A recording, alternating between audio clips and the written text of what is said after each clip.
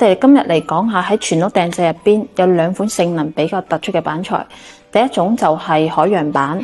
第二種係多層板。海洋板咧，亦都稱之為海洋膠合板，佢用嘅係進口或者係高等級嘅樺木楊木單板，經過高溫高壓同埋特殊嘅防水膠合劑膠合而成。部分嘅產品仲會做埋呢個分泉樹脂嘅表面處理。佢嘅核心優勢咧就係抗潮、抗霉變同埋抗腐蝕性，喺長期潮濕甚至係淋水嘅環境中依然可以保持結構嘅穩定，所以喺廚衛、地下室、陽台、遊艇內飾都會被廣泛嘅使用啊。而我哋嘅多層板即係我哋嘅多層實木板，係由3層或以上嘅單板按紋理交錯方向膠合壓製。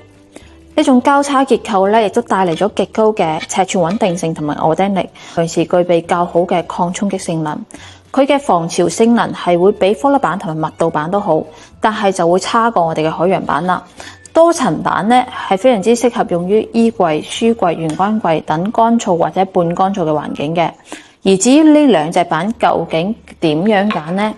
其實我哋可以按使用嘅環境預算同埋工藝去選擇嘅。首先係環境。高濕區、廚衛、陽台優先咧就係用我哋嘅海洋板啦，而乾燥嘅位置咧用喺臥室書房咧多層板就夠啦，畢竟多層板比較平啊，即係按預算嚟講咧，海洋板係比較貴噶，但係佢喺長期潮濕嘅環境中咧係好耐用嘅。按工藝嚟講咧，兩者都要配合優質嘅封邊同埋表面塗層處理，先可以達到最佳嘅性能。簡單嚟總結海洋板係我哋嘅防潮專家，而多層板咧佢結構性能就非常之優越啦，所以我哋可以按照自身嘅需求同埋預算去選擇合適嘅板材。有需要都可以私信問我，關注我，我係曉峰，帶你裝修好你屋企。